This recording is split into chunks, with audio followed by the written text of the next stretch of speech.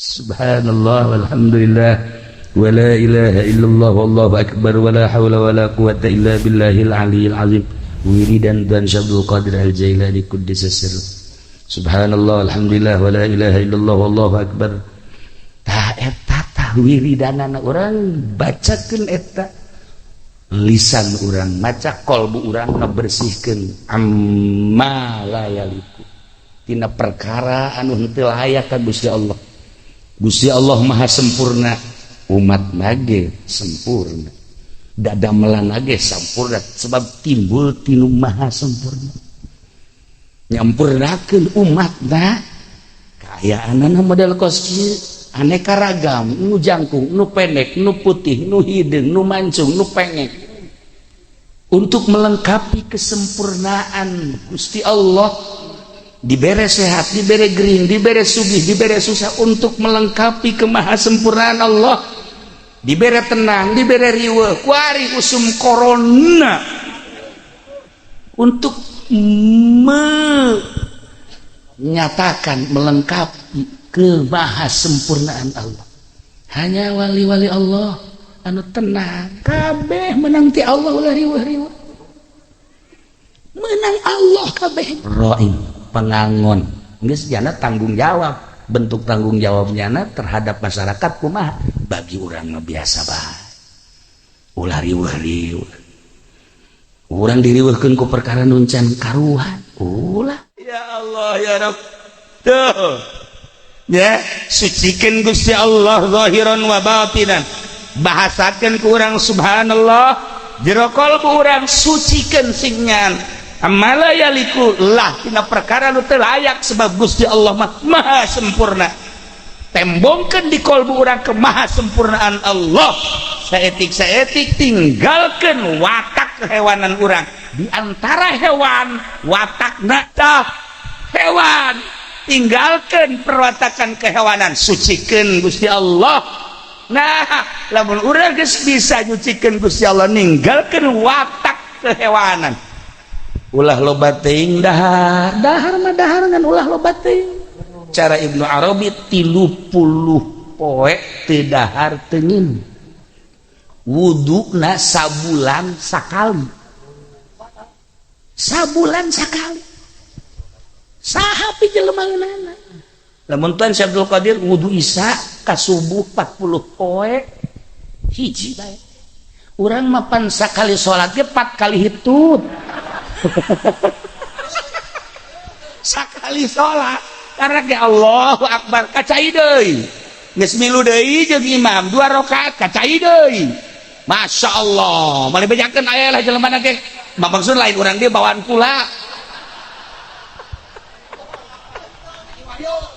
apa itu lah ieu watak kehewananana sebab itu eta kapantina beuteung aya anginan anu henteu stabil makanan jeung minuman mantap Kangjeng Nabi mah ngatur bagi 3 atuh jang dahareun jang inumeun jang lolongkrang urang mah pan lamun can datang ka dieu can eureun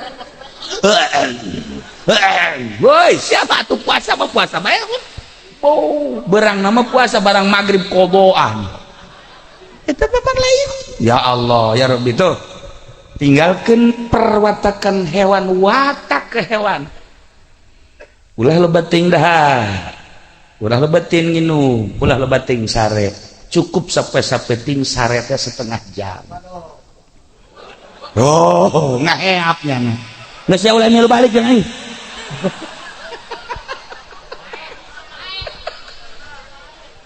ieu kan lakon hiber lakon hiber Kangjeng Nabi nu mantap dihiberkeun ku Gusti Allah meureun bahasa keren mah teh hiber nu mantap dihiberkeun awwalu ma budia pangheulana dimimitian Kangjeng Nabi teh ya untuk derajat Kangjeng Nabi ar-ru'ya shalihah masyaallah ngimpi heula kal falak seperti waktu subuh cahaya-cahaya tidinya dibere hubiba ilaih Kangjeng Nabi teh dibere hayang nyepit teu hayang kapanggih jeung manusia teu hayang kapanggih jeung jelema bunga denge suara-suara uzlah Kangjeng Nabi ka Jabal Nur Gua Hiro 10 poe ke balik ke 15 poe ke balik 20 poe ke balik uzlah geus nyepi di luhur gunung sorangan saat eta gunung teh can kajabah ku jelema iwati Kangjeng anu ngamimitian turun malaikat Jibril wajah Kanjeng Nabi didatangan malaikat Jibril sebab tapa iya mana tapana tuh tapa heula ahli-ahli tapa beda urang mah teu kudu ka gunung tapana di imah bae di imah urang mah tapana bebel ka pamajikan aya nanya ulah neangan emang deuk tapa heula kakak di jero kamar deh cek pamajikan baru kali ini aja ya sial siapa meureun tilok tadina jadi teu percaya pamajikan ge tah ya jadi orang tapa bebeja ka pamajikan gas sterilkeun kamar anak pamajikan ulah ngaganggu asup urang ka kamar mau HP uzah sih bawa HP heran aing mah tah steril tuh ieu deuk lalakon hiber mun Kanjeng Nabi mah geus jelas saha anu ngangkat malaikat Jibril sebagai menko saha anu ngangkat malaikat itu Mikail sebagai pendampingna langsung Gusti Allah urang mah kuari deuk diangkat jadi menteri wow musyawarah lagi ambay-ambayan deuk diangkat jadi DPR ambay-ambayan endeup ngangkat-ngangkat pemerintah ambay-ambayan itu ge can karuhan pelaksanaanana lamun geus Gusti Allah anu ngainstruksikeun langsung malaikat Jibril langsung malaikat Mikail jeung malaikat-malaikat anu sejen leutik horeng dunia teh qobdoh sakieu mun cerek bahasa urang sucikeun Gusti Allah dengan bahasa subhanalladzi zahiran wa batinan tinggalkeun watak hewan urang mulai kebersihan jiwa urang muncul resep urang hudang ti peuting manggih peuting teh senang ibadah ka Gusti Allah ya Allah neuli tasbih teh kekerot hayang geura nasbih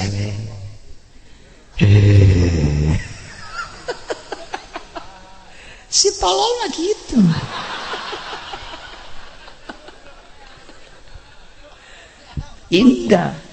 indah manggih peuting teh sunyi senyap Masya Allah takarrub tadarruk ka Gusti Allah nu mantap para aulia Allah bisa halali berteh ilah nanzehkeun Gusti Allah ketika orang bisa ngabersihkeun Gusti Allah atuh Allah ngutus engke malaikat diletikeun bumi teh di ka mana maneh lamun ayeuna para aulia Allah anu model koskarar itu geus kumaha meureun Jakarta geus kumaha meureun Banten geus kumaha meureun Pulau Jawa tetapi kulantaran aya keneh para aulia Allah tentrem pemerintah kajen kena ngomong corona masyarakat aja tentrem tenang naon ya tak ieu kunaon ieu masyarakat alhamdulillah boga imanna istimewa ieu kan dilarang ieu urang rame-rame kos ieu itu terus bae lah malah manyana mah sabodo lah pae mah kumangke bae ge tah ieu kan geus nekat berarti kan tetap kurang kudu hati-hati jaga eta mah syariat keyakinan tetap ka Gusti Allah bersihkeun Gusti Allah sucikeun Gusti Allah subhanalladzi tinggalkeun perwatakan ka hewanan urang lalaunan mumpung urang masih kene diberi kesempatan hirup sehat lalaunan ketika urang dahar teu bisa ieu nyaetikeun dahar teh inget bae kana mere daharna sakitu bae begitu dahar masyaallah lamun lain Gusti Allah ieu nu ngadatangkeun sangu jamuah ketika ku urang di dahar aya rasa inget kana mere rasa lo baja lemah anu kaya tapi teu karasa rasa sangu teh tuh di rumah sakit ambalai hayang ngeunah dahar teh hese jutaan nya namanya rumah sakit urang mah Masya Allah ieu madu karasa amis uyah karasa asin segala rupa Masya Allah masih keneh karasa keneh Maha suci Allah nu geus mere rasa ka abdi batur mah dipareuman rasa inget we ka nu merekna ku sakitu ge Masya Allah. Nah lamun Kangjeng Nabi dihiberkeun ku Gusti Allah lain udageun, lamun para aulia Allah dihiberkeun ku Gusti Allah lain udageun jang potongan urang mah kumaha tuh urang mah naikeun diri bae tina bodoh kana pinter eta ge geus mi'raj sebenarnya. Mi'raj urang mah kuari mah tina bodoh kana pinter tata dina aing teu bisa wudu teh hayang bisa taekeun diri urang teh kuari tata dina urang teu bisa salat hayang bisa salat taekeun diri urang kuari. Mi'raj urang naik urang mah geus kos kitu bae Kangjeng mah geus jelas pilihan Allah, aulia Allah geus jelas tamah pilihan Allah, ulama-ulama geus jelas pilihan Allah. Jang diri urang aing ge neuk milu bae naekeun diri carana naikeun urang mah kitu bae tina bodoh kana pintar sakitu bae geus. Nu tata dina teu bisa wudu supaya bisa, tata dina teu bisa salat supaya bisa, tata dina teu bisa rurukunan supaya bisa, eta ngaranna naikeun diri. Mi'raj eta teh nu kitu ngaranna. Geus lamun hayang bisa wudu geus urang sakola SMP. Aya ge pendidikan di sekolah SMP babul wudu. Aya weuh. Aya teu. Nu bener satu nggak jawabnya. Di mana tuh jaritakeun wudu di mana? Pondok pesantren. Urang hayang naikeun diri babus salat aya eueuh di SD. Eueuh atuh geus ka pondok pesantren. Urang hayang nyaho rukunan syariat, taekeun diri urang tina bodoh kana pinter supaya nyaho hukum-hukum Allah. Pesantren lain mondok. Sebab belum mondok kampung eta pondok ya nama. Lahir didinya paeh didinya bodoh terus. Kampung pondok. Ieu mah pesantren. Taekeun diri urang. Abeh engke di akhirat ketika urang ditanya bisa ngajawab. Sebab urang geus naekeun diri, wudu bisa. Salat bisa, puasa bisa. Komo datang ka geus jaho wudu bag-bagan syariat, salat, puasa, zakat jeung sajabana eta karana bag-bagan syariat hayang leuwih istimewa deui coba ibadah ka Gusti Allah teh supaya cara para solihin kong ngeunaheun amat milih salat teh teu eureun-eureun urang mah 2 rakaat 4 rakaat pegor idih diuk sakumaha aya pakuan di dieu goyang Masya Allah. Tapi kok para ulama para wali Allah mah tenang diuk teh meureun kolbuna nu beda datang ka hayang coba kumaha tah kolbuna tah nah taekeun diri urang mi'rajkeun diri urang mi'raj diri urang mah tina teu bener supaya jadi bener tina bodoh supaya jadi pinter eta mi'raj urang nu kamari urang teh bajido orang Gusti kajurungku nafsu hewani urangna gede urang teh kamari teh keur nyarupaan ka kebo nyarupaan ka sapi nyarupaan ka kadal segala rupa dihayukeun bae ku urang teh Masya Allah horengaran bakal paeh urang teh mi'rajkeun diri urang Gusti mulai ayeuna abdi teh rek nurutan Kangjeng Nabi ditaekeun ku Gusti abdi ge rek naek sorangan minimal kabeuteung pemajikan tos jamah juga kadinya bae nu boga taekeun diri urang ya Allah ya Rabb.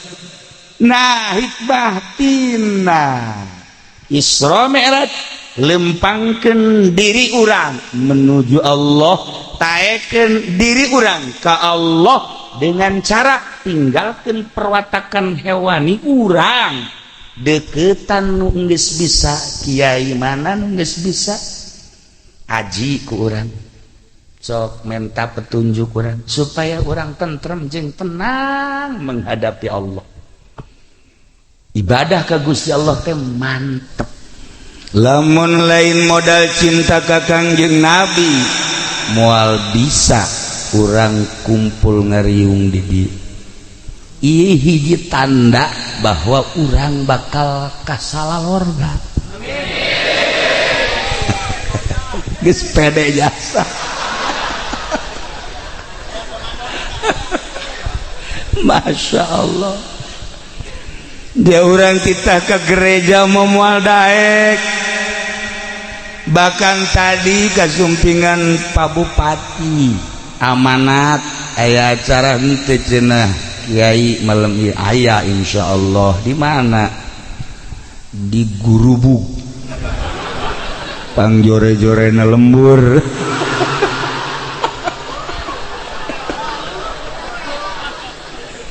Tapi lamun orang inget ka pawayangan bagus Gurubug.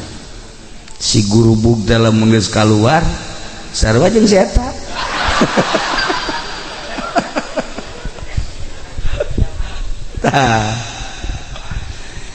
Amanat Pak Bupati kasih tahu warga jangan banyak-banyakan. Atuh kumaha nyampikeun anak. Sehubungan dengan virus corona. Masya Allah, heboh dengan virus, heboh. Mun didongengkeun mah panjangan teu kudu urang mah biasa bae. Dunia heboh. Pohara ya dengan virus tersebut, dunia heboh sampai kegiatan-kegiatan di berbagai negara libur. Bahkan aya nu geus ngunci negara dikunci. Kegiatan kaji bagi santri kos simkuring kos abi jeung nu sanesda jeung nu sejena emang dititah ulah ka mamana ieu. Ulah dititah geus dititah ulah ka mamana geus caricing di imah bae kami mah geus dibaheula kitu teh. Ya kuari Amerika kakarak kita cicing di imah katolonjoknya na. Atuh kami mau unggal ngaji dulur ulah sok ka mamana di imah bae. Enggeus ibadah bae di imah. Ulah sok keluar-luar acan tah karak nyaho nya kuari. Asana lamun ieu kadenge ku Amerika, woi kaluar deh atuh sia. Jana pajar urang sok kalaluar. Hajut teu dititah caricing geus tibaheula. Lo sok ka mamana pensiuna bet teu ngeding. Ya dawa keluar bae. Para jamaah kaum muslimin wal muslimat rahimakumullah. Lamun urang ngagali sejarah malam ieu urang memperingati satu sejarah Isra Mi'raj sekaligus wakilah masjid. Memperingati ialah ngelingan ngahudangkeun pangeling-eling urang ka masa lalu. Ketika orang nyaritakeun sejarah Isra Mi'raj, pikiran orang teh langsung ke Mekah, langsung inget ka junjunan. Etalah sejarah. Okos orang baheula pernah dinyeri ku Sarwiti. Eta henteu sejarah. Asal ngadenge be Sarwiti, eungap. Ieu bode urang. Baheula pernah dicacabla, dicarekan. Sia datang deui ka aing, ngaca goblok.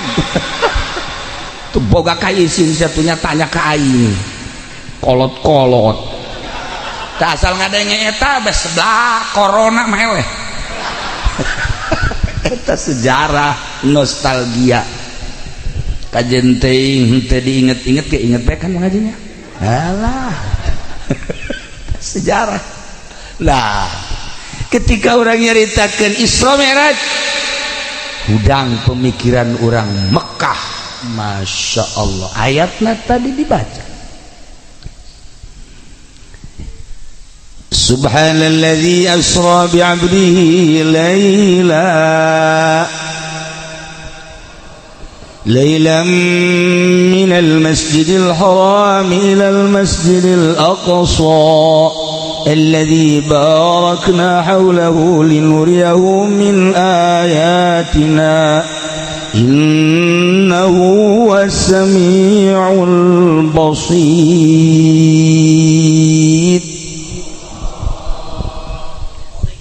Ayat eta indah, kaindahanana dimimitian ku bahasa tanzih. Subhanallah, eta teh pihartieuna wallahu a'lamu bimuradih, maha suci Allah. Nyaritakeun Isra berangkat minal Masjidil Haram ilal Masjidil Aqsa sakiceuk. Di Masjidil Aqsa naik ke Sidratil Muntaha sakiceuk. Turun deui ti Sidratil Muntaha ka Masjidil Aqsa Ilya sakiceuk. Di Masjidil Aqsa balik deui ka Masjidil Haram sakiceuk. Masyaallah. Nu matak dimimitian ku subhanallah, maha suci Allah. Urang dititah ngabersihkeun Gusti Allah maca tanzih subhanallah. Lamun urang geus bisa ngabersihkeun Allah zahiran wa batinan, bahasana make subhanallah, batina bersihkeun. Allahumma lam yalid walam, Allahumma la ta'khudhu sinatu wala, teu boga anak teu dianakeun, jeung Allah mah teu pernah sare, teu pernah nundutan. Sieu mah Pak.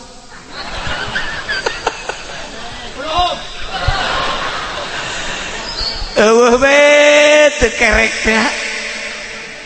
Nundutan teh jadi adat. Bahkan keur dahar ge nundutan. Faktor usia meureun nya. Tah maha suci Allah. Lamun urang geus bisa ngabersihkeun Gusti Allah, atuh naon bedana urang jeung Kangjeng Nabi? Kangjeng Nabi dihiberkeun ku Gusti Allah, urang ge bisa hiber. Coba-coba menghaji geura maca subhanallah zahiran wa batinan, ku kula ku abdi urang kabehan urang taekeun ka luhur masjid. Haju titah ngaluncak hiber sia moal kebel, tinggal sebuah nama.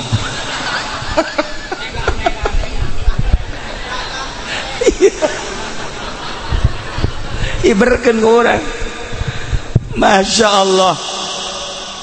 Teh ya. Nu matak Imam Jalaluddin Rumi nyarita. Ya insan, wahai manusia. Mun bahasa urang da mah kieu bae anjang dina kitabna hese di kitabna. Anjeun adalah manusia anu nyekutukeun ka setan. Kamu adalah bersekutu dengan setan dalam dirimu, dan kamu adalah bersekutu dengan malaikat dalam dirimu. Maka di diri urang teh aya dua persekutuan. Hiji bersekutu jeung setan, kadua bersekutu jeung malaikat. Maka cek Imam Jalaluddin Rumi, tinggalkanlah watak setanmu di belakang. Ketika engkau bisa meletakkan watak setan, engkau akan terbang melebihi malaikat. Eta bahasa wali Allah. Lamun urang bisa meletakkan watak kesetanan urang berarti bersekutu jeung malaikat. Lamun urang bersekutu jeung malaikat, kos Kangjeng Nabi didatangkan malaikat Jibril, kemudian dioperasi, terus dibersihan, berelah hikmah jeung sajabana, terus dibere kendaraan buruk, berangkat jeung malaikat. Nah, eta malaikat Jibril sanajan haji pendi kula 100% insyaallah moal kebel deui bakal kadatangan malaikat.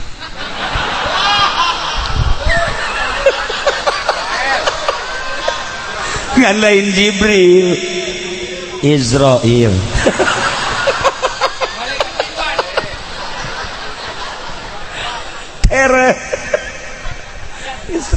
Rada pantas lagi itu.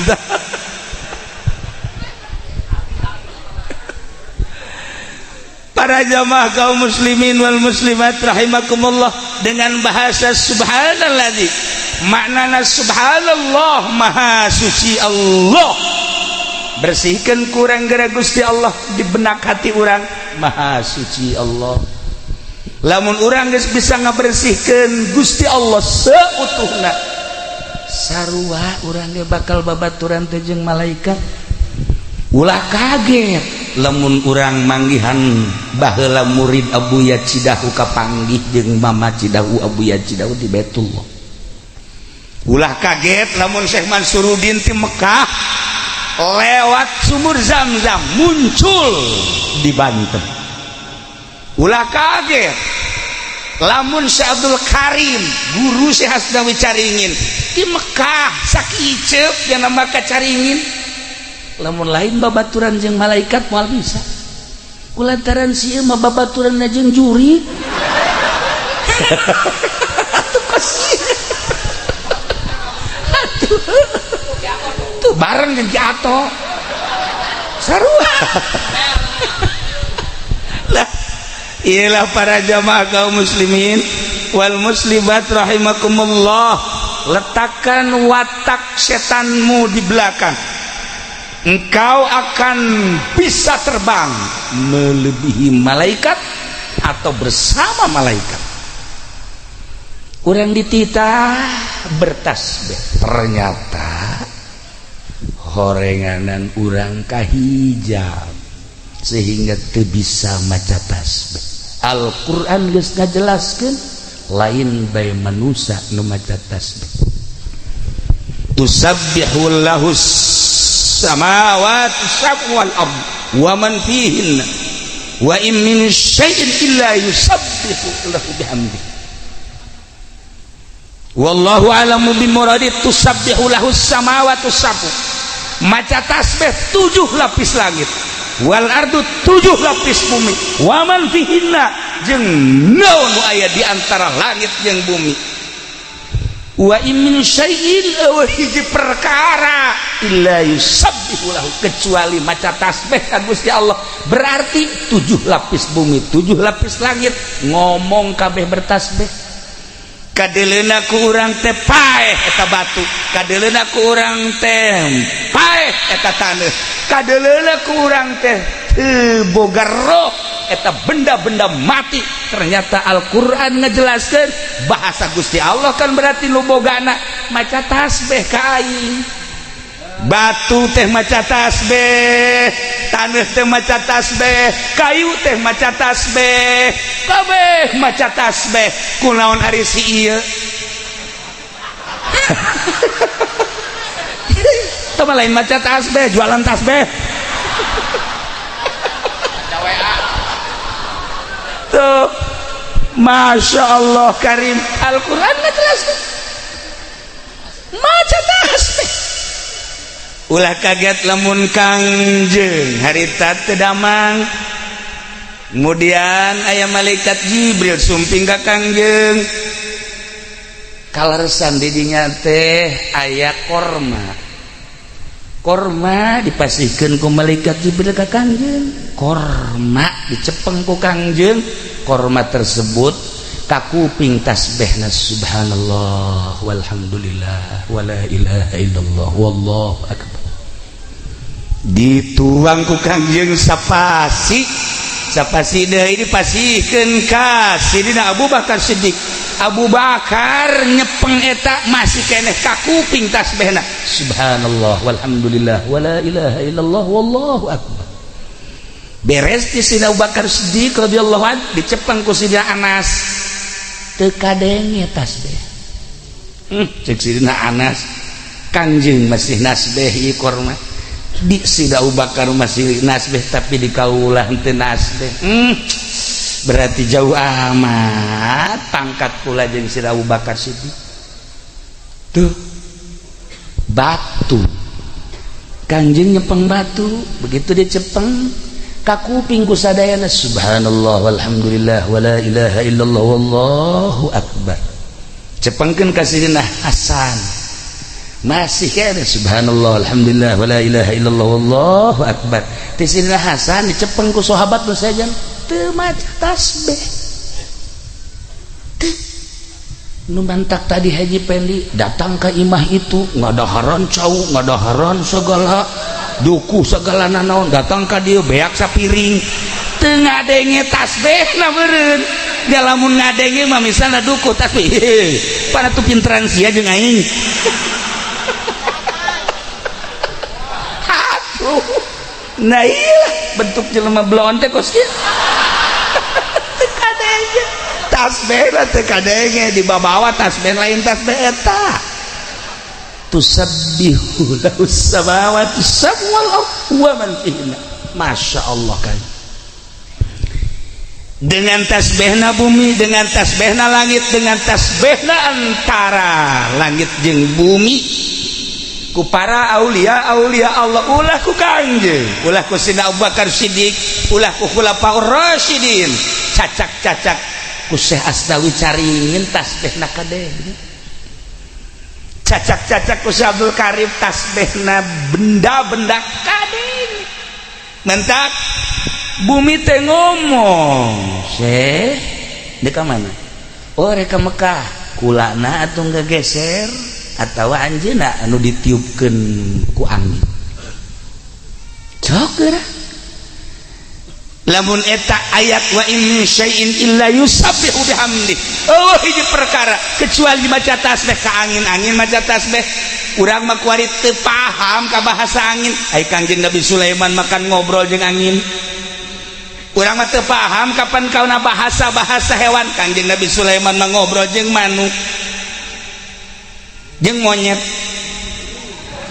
tuh kan coba sok asa bener bae atuh itu monyet ieu rajana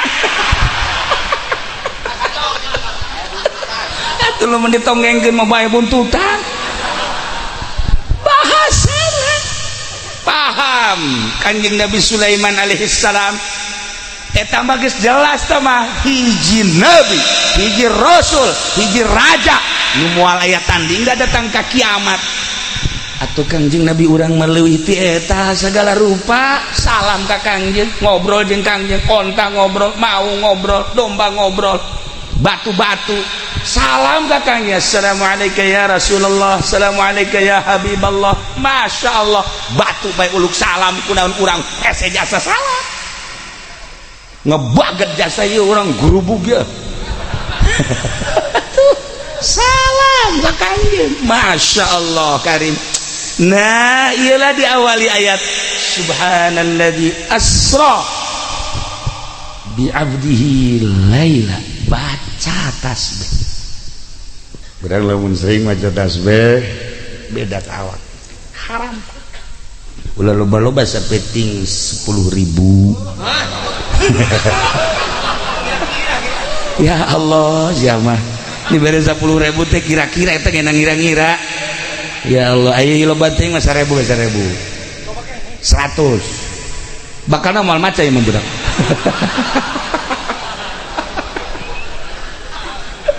subhanallah walhamdulillah wala ilaha illallah wallahu akbar wala hawla wala quwata illa billahil aliyil azim wiridan dan Syabdul Qadir al-Jailani kuddisa sirr subhanallah alhamdulillah wala ilaha illallah wallahu akbar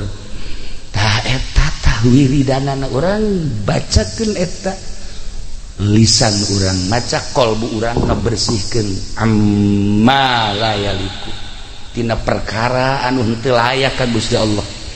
Gusti Allah maha sempurna umat nage sempurna dadamelan nage sempurna sebab timbul tinu maha sempurna nyampurnakeun umatna kaayaanana model kos kieu aneka ragam nu jangkung nu pendek nu putih nu hideung nu mancung nu pengek untuk melengkapi kesempurnaan Gusti Allah dibere sehat dibere gering dibere sugih dibere susah untuk melengkapi kemahasempurnaan Allah dibere tenang dibere riweuh kuari usum corona untuk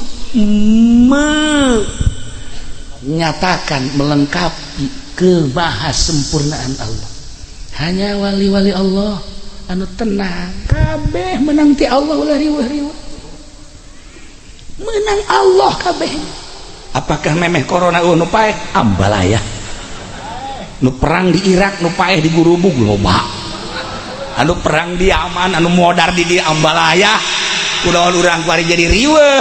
Urusan pemerintah tugasnya untuk mengamankan, untuk menenteramkan, tanggung jawab. Sebabnya adalah ra'in, kullukum ra'in, sakabehna adalah ra'in, pengangon. Geus jana tanggung jawab. Bentuk tanggung jawabnya terhadap masyarakat kumaha bagi urang mah biasa bae. Ulah riweuh-riweuh. Urang diriweuhkeun ku perkara nuncan karuhan. Ulah nggak tungtung mau main mal ke masjid kuna isi aya corona engke jeung pamajikan ge kararieu beuh ngobrol jeung pamajikan kararieu bae teu boga anu boga sih bade teu boga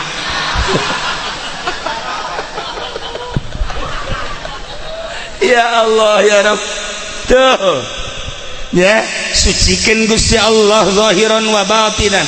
Bahasakan ke orang subhanallah jero kalbu urang sucikeun singnyan amala yaliku lah tina perkara nu teu layak sebab Gusti Allah mah maha sempurna. Tembongkeun di kalbu urang ke maha sempurnaan Allah. Saetik tinggalkeun watak kehewanan urang. Di antara hewan watakna urang deuleu ka solear eta monyet lamun didatangan ku urang haju dibere cau rebut sarua kos tadi we perebut pan tadi ieu na biang perebut ieu mah raja malah eta watak hewan. Nomor kaduana hewan mah teu meunang we manggih kangeunna haju bae nundutan. Hewan mah aya pan di dieu ge anu keur ngaji ge hees sakitu ge keur ngaji hees atuh komo melain keur ngaji tah mah budak mau bahasa perang ge perangnya nama batur ka mamana nya kerek heuy perang heuy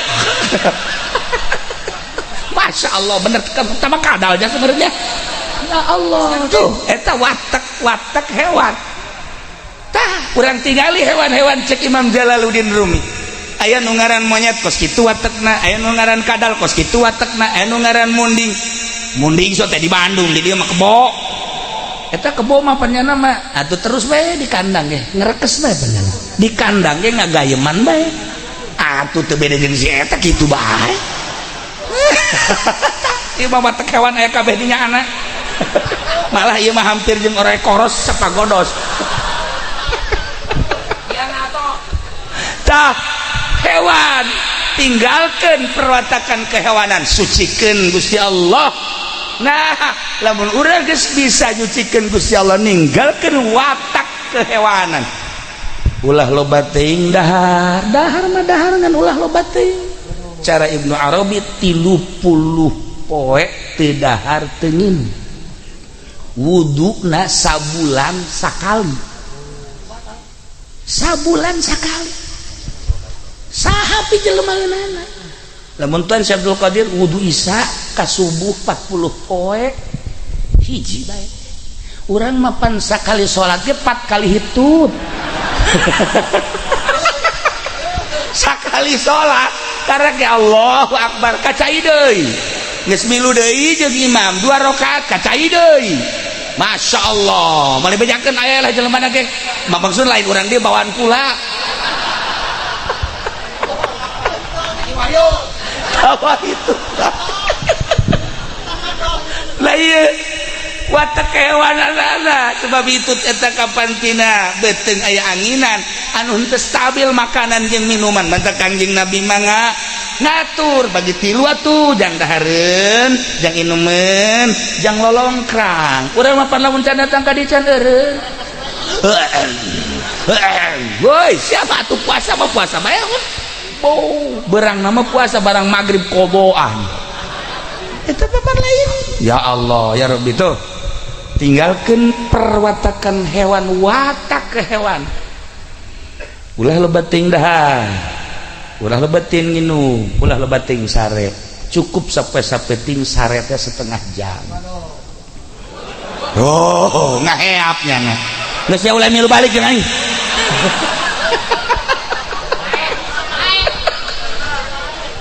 iya kan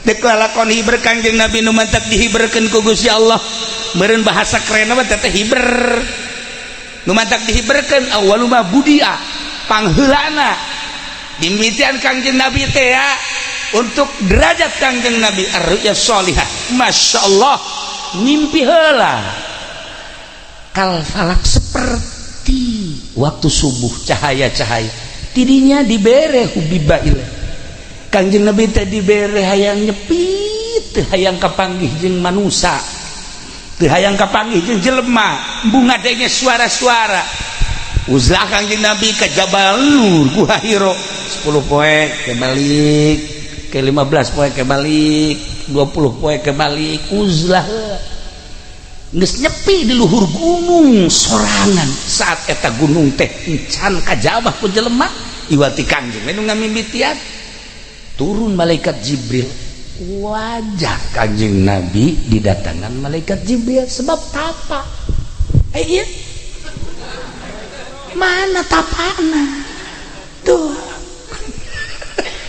tapa heula ahli-ahli tapa beda urang mah teu kudu ka gunung tapana di imah bae di imah urang mah tapana bebel ka pamajikan wayah nanya ulah neangan emang nek naon tapas heula kakak di jero kamar deh cek pemajikan baru kali ini aja ya sial siapa meureun tilok tadina jadi teu percaya pemajikan ge tah ya jadi urang teh bebeja ka pemajikan gas sterilkeun kamar anak pemajikan ulah ngaganggu asup urang ka kamar mau HP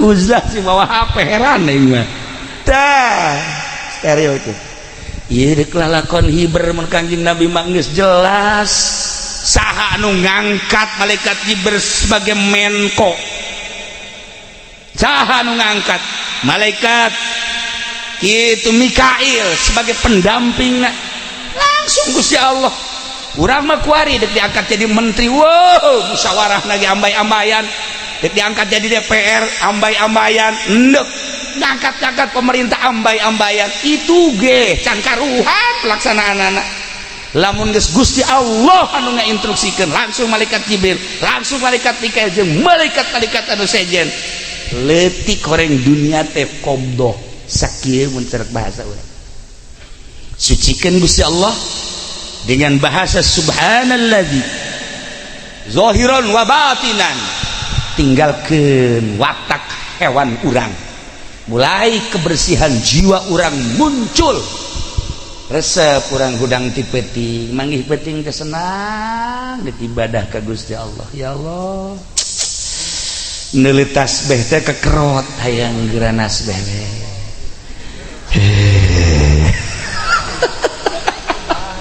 si tololnya gitu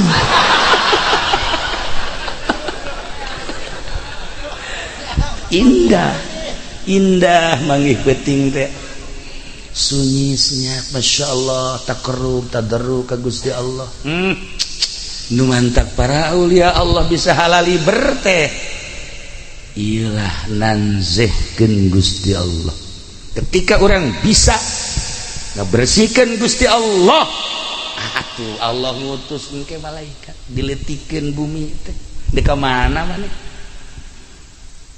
lamun ayeuna para aulia Allah anu model koskarar itu geus kumaha meureun Jakarta geus kumaha meureun Banten geus kumaha meureun Pulau Jawa tetapi kulantaran aya keneh para aulia Allah tentrem pemerintah kajen kena ngomong corona masyarakat mah tentrem tenang naon ya tak ieu kunaon ieu masyarakat alhamdulillah boga imanna istimewa. Iya kan dilarang ya orang rame-rame kos dia, iya itu terus baik lah. Malah banyak mah usah bodoh lah, pakai mau kumangke baik tak ya kan nekat berarti kan tetap kurang kudu hati-hati jaga eta syariat keyakinan tetap ka Gusti Allah bersihkeun Gusti Allah sucikeun Gusti Allah subhanalladzi tinggalkan perwatakan ka hewanan urang lalaunan mumpung urang masih kene diberi kesempatan hirup sehat lalaunan ketika urang dahar teu bisa ieu nyaetikeun dahar teh inget bae kana mere daharna sakitu bae begitu dahar masyaallah lamun lain Gusti Allah ieu nu ngadatangkeun sangu jamuah ketika kurang di dahar aya rasa inget kanu mere rasa lo baja lemah anu kaya tapi teu karasa rasa sangu teh tuh di rumah sakit ambalai hayang ngeunah dahar teh hese jutaan nya namanya rumah sakit be urang mah masyaallah ieu madu karasa amis uyah karasa asin segala rupa masyaallah masih keneh karasa keneh be maha suci Allah nu geus mere rasa ka abdi batur mah dipareuman rasa inget teh kanu merekna ku sakitu ge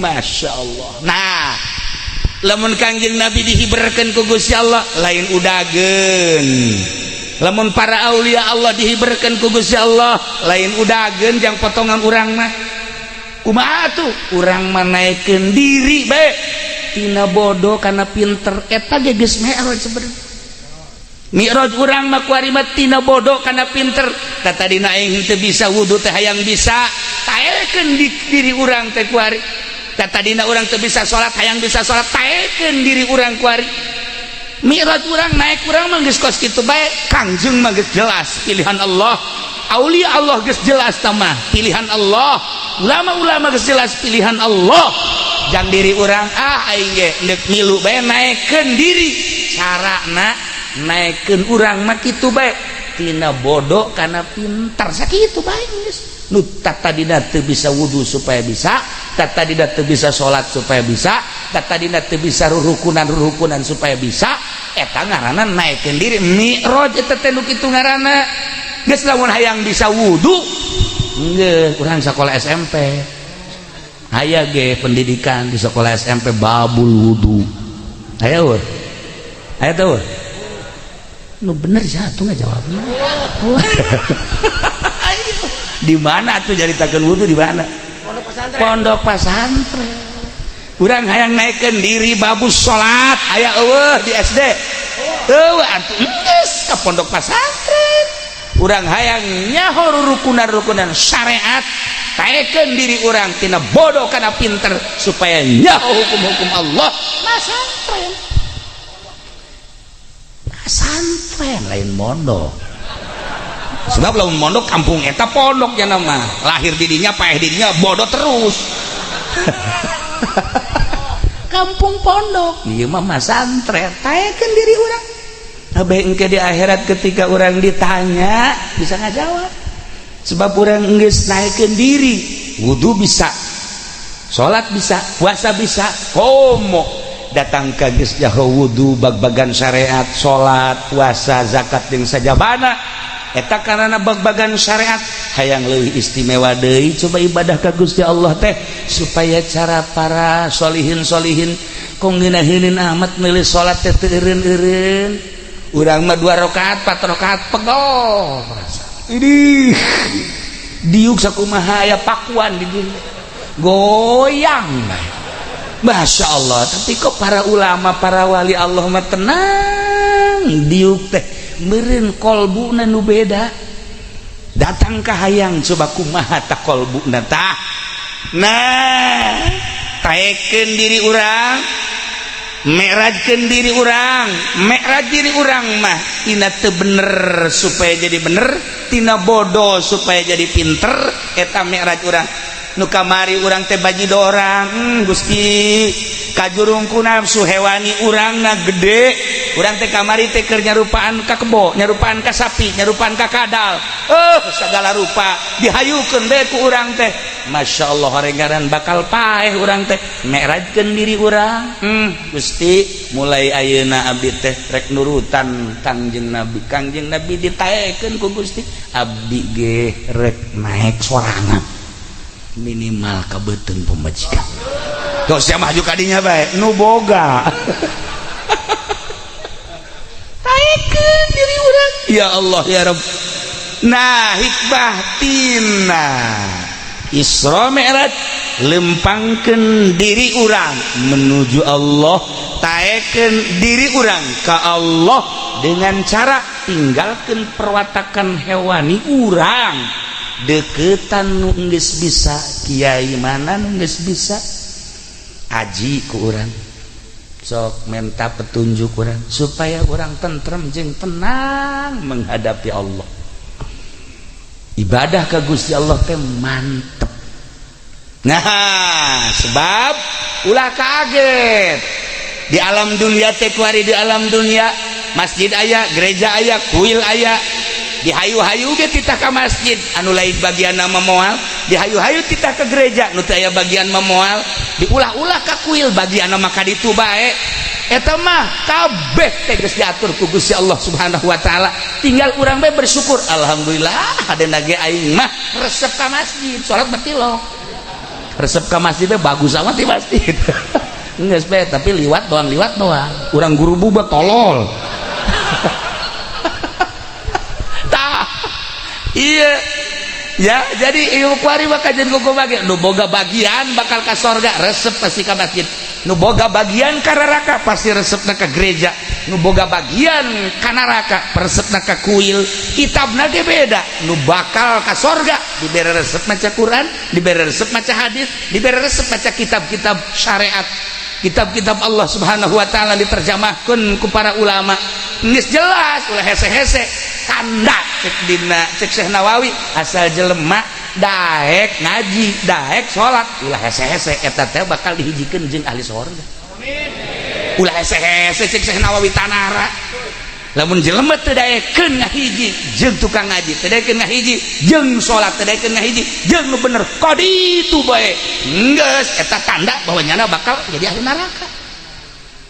Tinggal introspeksi bae diri urang. Aing ieu sok ka mana asupna? Barang mikiran ka masjid ozo. Ngedeng tas nganjang asup ka masjid. Istirahat.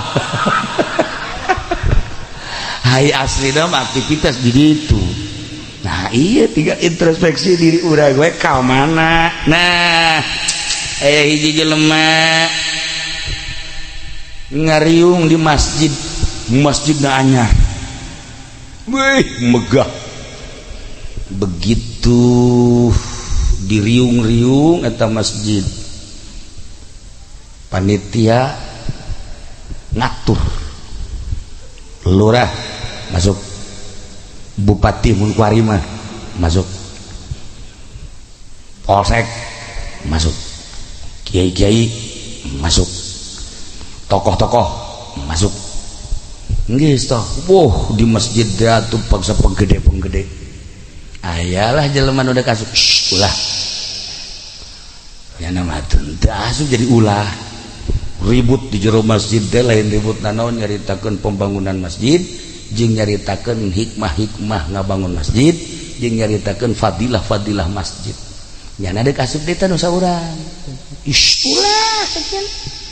Ieu mah para penggede, maneh mah geus di ditu bae. Kaluar deui nya mah. Cek aing hayang ngadengekeun sebenarnya mah. Ngobrol naon sih teh jero masjid. Meni teu meunang aing cek nya teh. Kieu di jero masjid teh atuh komo aya bupati, komo aya bangsa, kitu camat-camat yang sajabana. Wah, jaritakeun pembangunan masjid kos panitia tadi bae kitu tah. Jaritakeun riwayat-riwayat masjid-masjid bagus. Nah, ieu jaritakeun hikmah jeung sajabana. Katilu kali si eta deuk asup deui. Ulah cek panitia, ieu mah khusus. Teu kula mah cenah hayang ulah. Ye, kula hayang maksa cek kita hayang ngadengekeun ka jero. Ye ulah emang sia saha? Coba cenah kula saha nu sabenerna. Coba deuleu ieu saha kula ieu banta hayang asup ka masjid ge saha ieu kula ieu. Satu sia. Atuh coba deuleu heula mun teu kula hayang maksa ge ka jero. henteu ieu mah jelema terhormat kabeh sia mah kos kitu jeung teu kudu geus di luar bae teh geus eta oh ih ceuk hayang ngadengikeun coba sanu wauh ka kula ya eueuh nu wauh beja coba ka Gusti Allah bejakeun ka Gusti Allah saha kula aya tah kiai langsung hadiah ka Kangjeng Nabi ka sahabat aulia-aulia Allah barangnya tadarru ka Gusti Allah teh bentak horenganan eta jelema nu dilarang ka masjid dan wakafna nu ngawakafkeun tanah atuh si kiai ka murigak bulu jeh orang ngembogana atuh kabeh di jero masjid bubar atuh urang mah teh nyaritakeun teu boga anu boga ada asup teu meunangeun ya Allah ya Rabbi hampuraki tapi barang geus kanyahoan bahwa nyana nu bogana lah seueuh waduh cak bupati ieu urang kumaha ieu geus kieu cek urang mah pandongeng teh lain nu boga nyana nu ngawakafkeun teu meunang asup urang isin urang ieu sebenarnya mah isin cek cenah anu ngawakafkeun teu meunang asup ai urang di dieu boh beak duku sapiring cau masya Allah malah coba di kantong na ya betul Gusti Allah nu agung katolonjok ternyata horenganan setiap bangunan masjid nu bogana aya hanya ahli Allah anu nyaho hadir gana kadang pipilipidan surah seri nah ilah para jamaah kaum muslimin wal muslimat rahimakumullah hati-hati di masjid-masjid ingat urang kanu ngawakafkeunana abeh masjid mana bae pinuh ku barokah sesuai jeung ngaranna ieu Masjid Al Barokah ya ulah cara di hiji lembur di ditu masjid dijual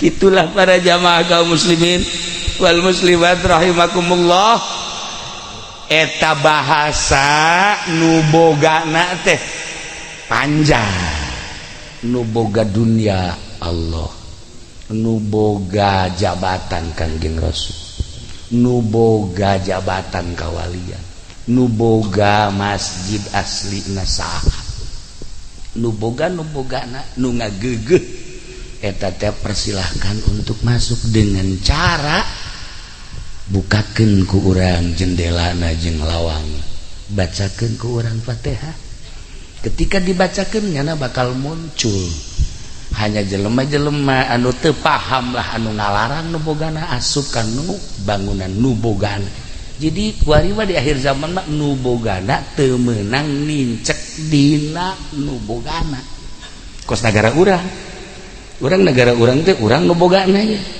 tapi urang teu meunang kuari teh kukumaha di negara urang panjang kan dongeng nah agama urang nu boga tetapi agama urang teh teu beunang ku urang diutar atur ku urang jadi urang nu boga tapi urang namu panjang dongengna gitulah para jamaah kaum muslimin wal muslimat rahimakumullah ketika urang geus galeungiteun watak hewan urang bakal indah geura ibadah ka Gusti Allah neuleuh masjid teh indah resep paranti taqarrub ka Gusti Allah aya hiji aki-aki Rudin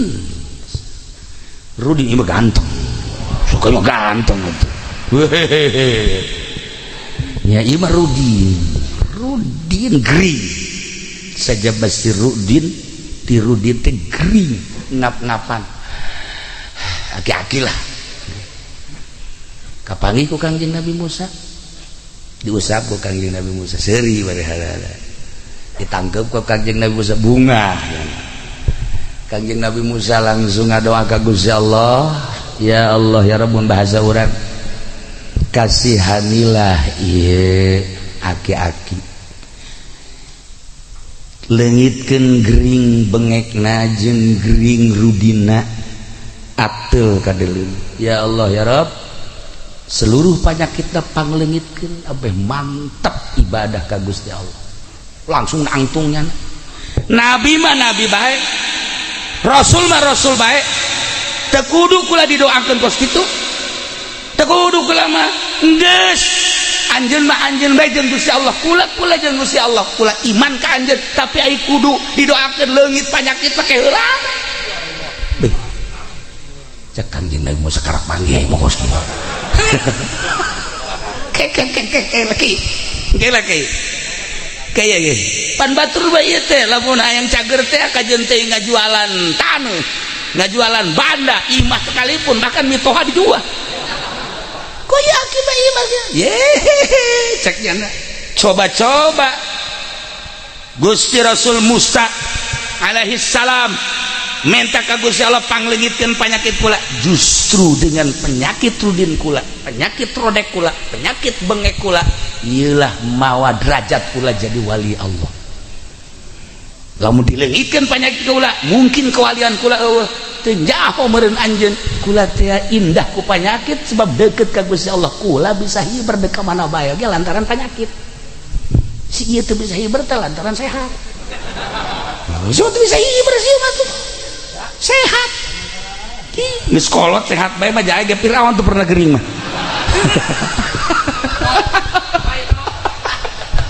Tuh ya Allah ya Rabb. Nah jadi kieu maksudnya ketika orang diangkat derajat beda-beda aya nu beres susah bae kiai kajeun teu kiai ge susah bae eta di dinya bakal diangkat derajat tapi bisa hiber teh kiai aya anu geus mah sedih bae heran mah ngajowak bae urusan kos kitu teh tah aya nu dibere gering bae eta teh anu diangkat derajat aya jelema ditinggalkeun pamajikan nah eta mah lain diangkat derajat kesepian tah mah lain macam-macam aja Gusti Allah lah anu ngatur kana hambana nu diangkat derajat. Nah tinggal urang we deuk dikukumahakeun ge kumaha Gusti Allah, da penting urang deukeut ka Gusti Allah dengan cara taekeun diri urang ibodo ka pinter ngaji beres geus. Isra Mi'raj urang mah ngaji bae geus nyaritakeun Isra Mi'raj Kanjeng Isri tapi guna perubahan isrokeun mi'rajkeun diri urang. Lamun urang pinter engkena moal kabalinger, pinter moal salah. Ulah cara orang Madura mah kan eta kos gitu nyana kan naik beca nanjak begitu nanjak di luhur pas lampu merah berem lah cek nyana teh nya capek kudu eureun pan mah beca cek nyana teh untuk kudu eureun mangke kudu ngos-ngosan deui dilangsungkeun bah watu nu tidieu-tidieu tu kan ngarem kabeh mesti katabrak artinya nama tenang we tinggal polisi goblok sia teu bisa diatur amat ieu lampu merah tetep bae nama seribet teh goblok kumaha teh jawabanna urang Madura mun aing teu goblok ge moal ngabeca aing goblok teh aing ngabeca puguh sakaditu sia indit tinggal polisi be sia teh nu salah aing eta teh jelema kos kitu teh salah apa bener wallahu alam kos jelema dongeng di kitab Thariqah aya jelema gering masuk rumah sakit ieu teh kudu tambah darah deui cara kecuali tambah darah ditanya siap tambah darah sangat siap tapi kula mah embung darah DPR embung darah pemerintah, embung darah pamalingan. Emang kunaon? Lamun kula ditambah darah ku DPR moal ngeunaheun ibadah ka Gusti Allah, pasti utang itung bae. Proyek-proyek. Lamun kula dibere darah pamalingan, atuh engke sehat mah sehat ngan maling melulu. Lamun kula dibere darah pamarentah, atuh moal beres ge urusanana. Embung kula mah. Kuduna darah kiai. Ahli Allah karek kula daek neangan darah kiai teu manggih ayana DPR nu siap teh dulurna DPR dulurna pemerintah dulurna pemalingan embung aing mah embung cek dokter teh ieu kan lamun teu tambah darah pae akhirnya nyana terus bae ngap-ngapan pae eta teh anu salah apa bener sih nyana teh tak kudu tambah darah tapi darahna embung ti pamarentah embung ti DPR embung ti pamalingan datang ka paeh cek urang mah tuh maningan ge pertahankeun bae bisa nyana teh mempertahankeun hirup nya melalui tambah darah tapi embung darah sambarangan sampai paehna salah apa bener sih nyana coba pikir ge kurang pikir ge kurang Masya Allah Karim ketika wadahana dikubur sagesa dikubur diimpikeun ku wali Allah seserian jana indah cek jana kula paeh lantaran nikmat da kapanggih jeung Gusti Allah lamun kula ditambah darah syariatna bisa hirup syariatna tapi meureun kula jadi pamalingan tapi meureun kula teh jadi anu mempertahankan kejujuran demi medang ridho Allah kajen teuing paeh tah model urang mah pan lain kitu lamun tambah darah kumaha mun darah aja pendek kajen atuh kene sia ngoplos karung malul oh masalah yang mana penting hirup kajen jadi sepeleng los ya Allah ya Rabb nah ialah buat perhitungan untuk menuju ridho Allah pinterkeun diri urang isrokeun diri urang merajkeun diri urang jelema nu geus meraj aki-aki didoakeun supaya sehat carekan Kangjeng Nabi Musa geus meraj ka Gusti Allah jelema nu geus berbaring di rumah sakit daripada acak-acakan tambah darah bisa naon mempertahankan hirup tapi kadituna bakal cilaka walaik mah kajeun teuing paeh isrokeun merajkeun ketika orang geus diisrokeun dimeratkeun diri orang tinggalkeun kezaliman tinggalkeun kebiadaban tinggalkeun kesalahan nu aya adalah cahaya Allah bakal indah hirup yuk urang isrokeun diri urang merajkeun abeh mantep lamun eta Isra Mi'raj dina Al-Qur'an dijelaskan minal masjidil haram ilal masjidil aqsa ti masjid ka masjid di masjid ke masjid dengan tak bertepatan dengan Isra wal Mi'raj sekaligus wakiroh masjid memang sesuai Kangjeng Nabi teh minal masjidil haram ilal masjidil aqsa horeganan jangan ngaisrokeun diri ka Gusti Allah ngami'rajkeun diri ka Gusti Allah masjid lamun urang hayang nyaho kagedean iman di lembur eta deuleu masjidna ulah deuleu imah lamun imanna baragus masjidna metetet iman tuh nanaonan tapi ketika deuleu masjidna begah keun urusan imah mah didinya letakna keluhuran jeung kakandelan iman di negeri eta iman di lembur eta malaikat di luhur langit neuleuh ka handap cahaya-cahaya nu kadeuleu adalah cahaya masjid sakumaha urang di dunia neuleuh ka luhur langit nu kadeuleu cahaya-cahaya bintang urang neuleuh ka langit nu kadeuleu cahaya bintang malaikat neuleuh ka bumi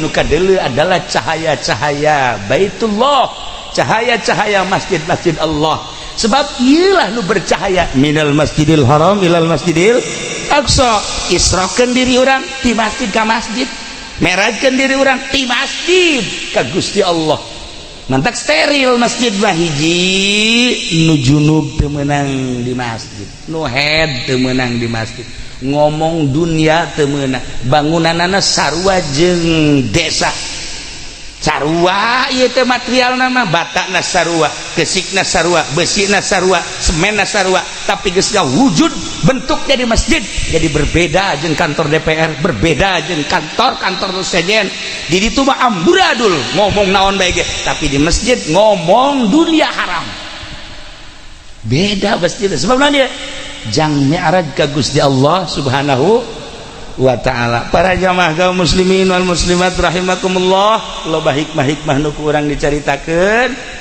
jang menggugah hati urang ieu isrokeun diri urang ieu mi'rajkeun diri urang contoh Kangjeng Nabi urang contoh para khulafaur rasyidin contoh para aulia Allah contoh para ulama-ulama urang mah geus bae ngami'rajkeun diri urang ti bodoh supaya pinter ti teu nyaho supaya nyaho ti kurang pati bisa ibadah jadi bisa ti teu ngeunah ibadah jadi ngeunah etalah mi'raj urang ka Gusti Allah Subhanahu wa ta'ala malam ieu hiji wakiroh Urang doakeun mudah-mudahan ieu masjid dibere kuat, dibere tentrem nu ngeusina, dibere tenang nu ngeusina, dibere lipat ganda ganjaranana.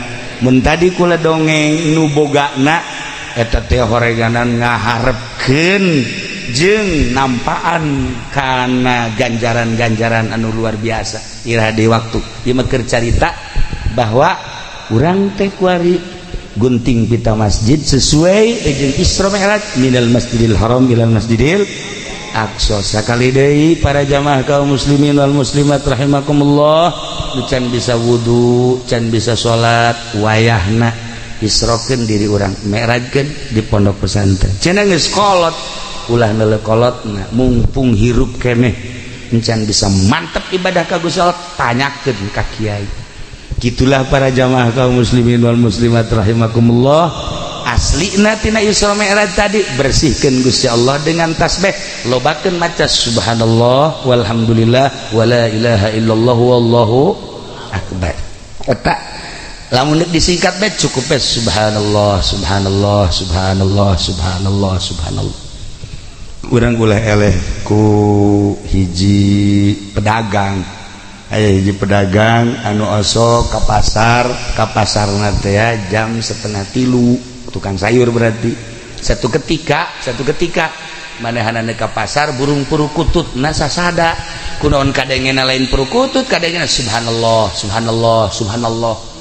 Atuh kaget isuk-isuk ka iwa kula, aya naon si mbak deui, si mbak lain lalaki acan. Ada apa mbak? Saya mau ke pasar kok, burung purukutut saya itu kedengarannya subhanallah subhanallah. Ih kurang mau digak boleh sih jelema teh lain sih. Iya tuh aing can pernah ngadenge. Ya, subhanallah. Bener Pak, bener. Saya mah masyaallah. Emang kerjaan Mbak apa? Saya ke pasar. Sebelum ke pasar saya kan kalau bangun ntar jam 2 terus mandi terus wudu terus sholat. Habis sholat saya kemas-kemas terus ke pasar. Paingan cek pula bisa ngadeng atuh tahajud heula. Ai sih ieu. Sakalina tahajud berang peuting, manya tahajud berang peuting. Gitulah para jamaah kaum muslimin wal muslimat rahimakumullah, renungkeun tina hikmah Isra Mi'raj. Baca tasbihna subhanallah subhanallah subhanallah subhanallah. Isrokeun diri urang jeung mi'rajkeun diri urang dengan cara taekeun ka nyaho urang ngaji berarti.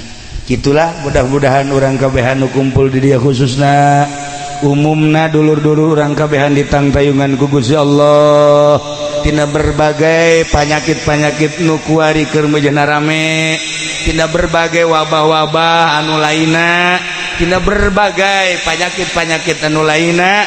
Tur mudah-mudahan urang ditangtayungan ku Gusti Allah, dibere daek ibadah ka Gusti Allah, cinta ka Allah, cinta ka Kangjeng Rasulullah, cinta ka para penerus-penerus Rasulullah, sehingga orang di akhirat dihijikeun jeung ahli Allah, berangkat menuju surga Allah di bawah bendera Kangjeng Nabi Muhammad sallallahu alaihi wasallam. Doakeun para kiai mudah-mudahan dibere kararuat, para ustad dibere kararuat, masyarakat nage mudah-mudahan dibere kararuat, sehingga urang kabehan aya dina kakuatan menuju ridho Allah Subhanahu wa taala.